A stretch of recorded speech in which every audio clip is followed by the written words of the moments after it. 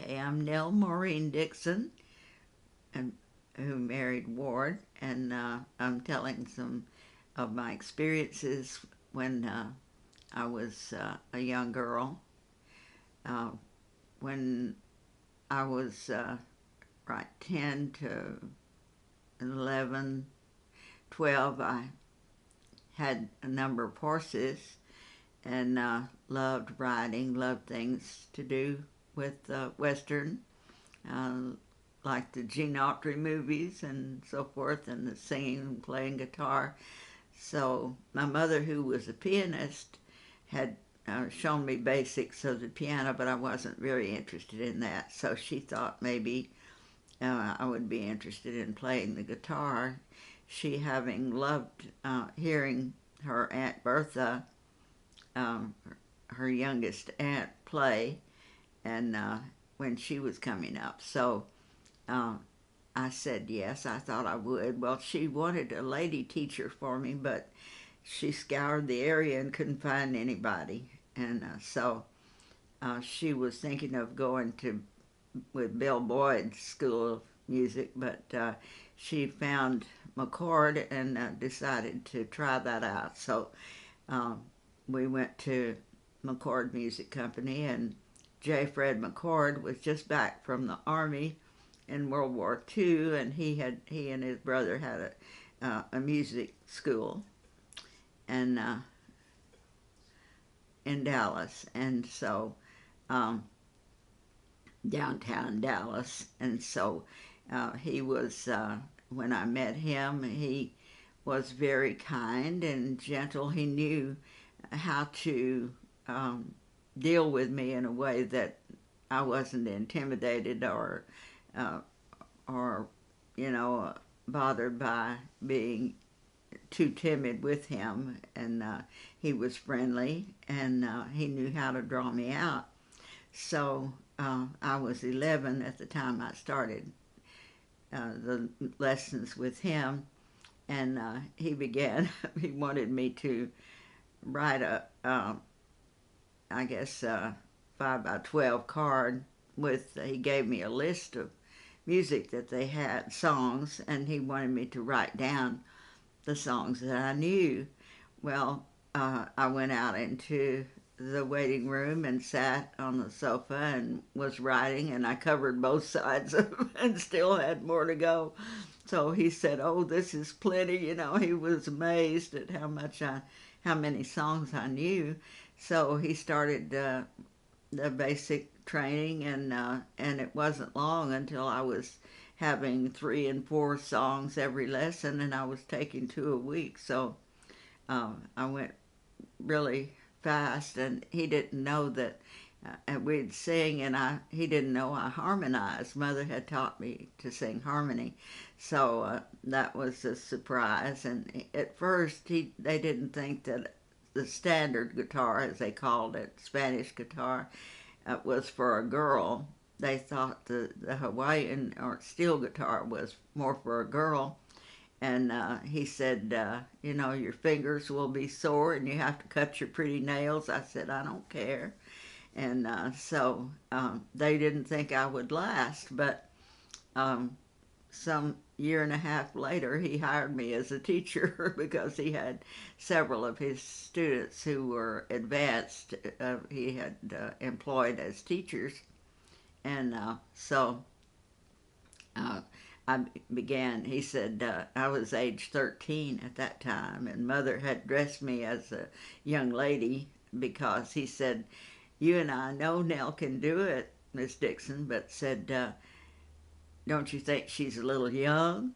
And so she took me to a young women's clothing place and dressed me in the current fashion, which was called the New Look at that time, and it was a long, black, full skirt with a pretty blue blouse and high heels and hose and so forth. So, and she put my hair up on my head and with an updo. So she took me back and she said, "What do you think now, Mr. McCord?" And he said, "She'll be my next teacher." So that was how it worked out. He said, as soon as I can, get some students for and all. So I started part-time 2 days a week, and that was how it really played out. And so I taught for until I was 16. I had to resign because my mother had almost died, and I had needed to be at home with her to ensure that she was well cared for, and so I had to retire from that at age 16. But in the meantime, I met a young man who came in one day because there was some musical equipment in a showcase in the waiting room, and one of the other teachers came through, and this young man came in, and later found out his name was Adrian Rogers, and so he wanted some manuscript paper or something from the showcase, and he wanted me to wait on him, and I wasn't really enthusiastic about that, so I said, Terrell, will you help him? So Terrell waited on him, and but at that time, I think he decided right off he wanted to marry me, and so he began, acquaintance, and was very uh, well mannered, and went about it in a way that didn't intimidate me. And he was wise enough to invite me to go to church with him. But first, since I lived in the country, um, about 9 miles out, well, he would take me home.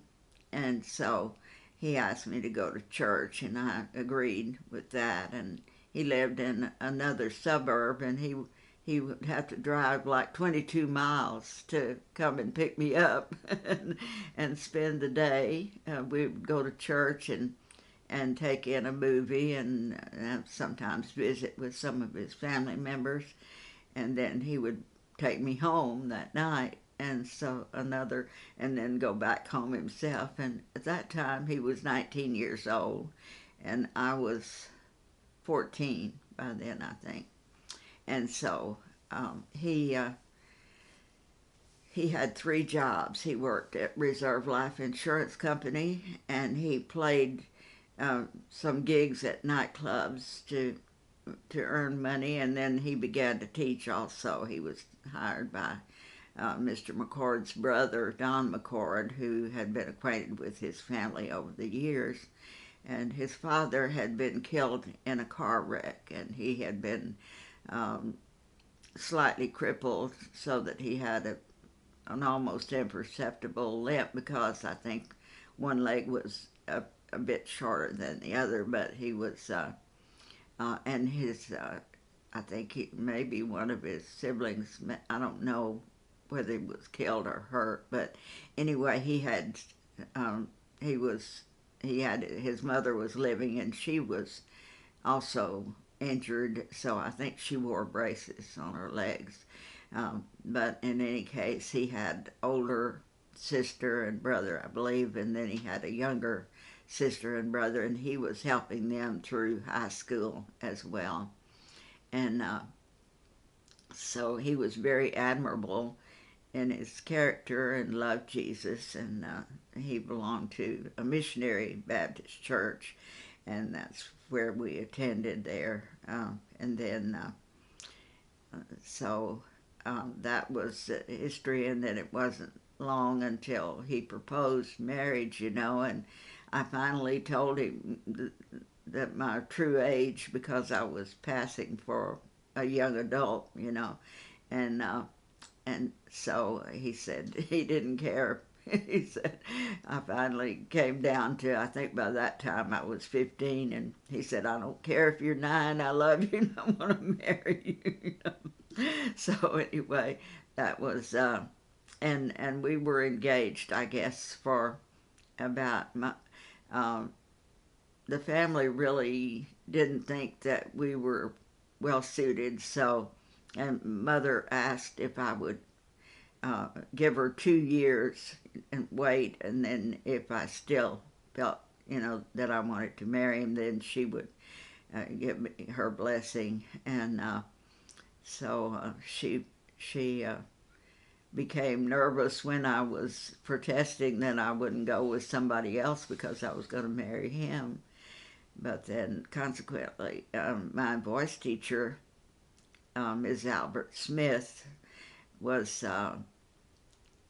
had been a choir director at the Presbyterian Church, City Temple Presbyterian, for 20 years, and she advised me to go and join the choir because it would be good practice, good experience for me, and so I did, and became acquainted with the youth there, and they were lovely and treated me well, and we had a nice choir and director, and I enjoyed that experience. So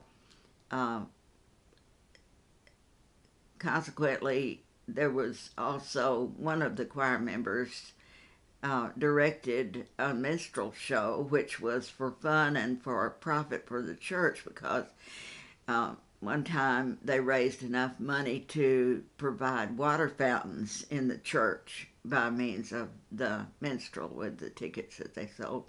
So I became a part of that at their request, and so that was an enjoyable experience. And in the course of that, I met a young man named David Newton, and was immediately attracted to him, and so that kind of changed my outlook on marrying Adrian.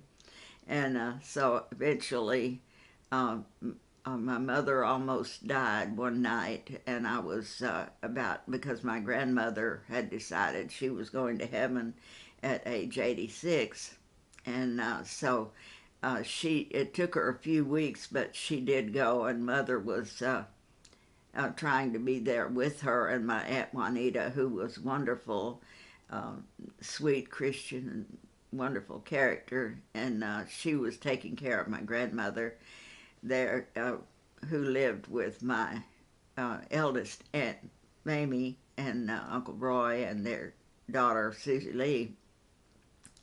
And so my grandmother was delighted that I was singing in the choir, but Mother almost went to heaven before my grandmother. And one night she just was in like 2 a.m. It looked like she was going. And later she said that she had reached a place where she was at such peace, she was just content, I guess, to go. But I was crying out to the Lord, please, Lord, give me a few more years, because I couldn't imagine, continuing without her. And so he answered my prayer, and she heard, and so that gave her a will, I think, to come back. And we had a wonderful old country doctor who made house calls, and he came out at 2 a.m. and treated her, gave her something, and so that was pretty soon after that was when I resigned from teaching at McCord's, and she talked to Adrian because I couldn't bear to tell him that I wasn't going to marry him, but so she had to do it for me.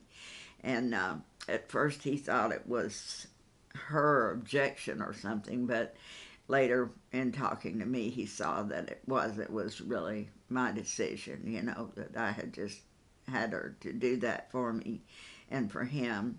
And he was very broken up, and I think he married on the rebound a few weeks later.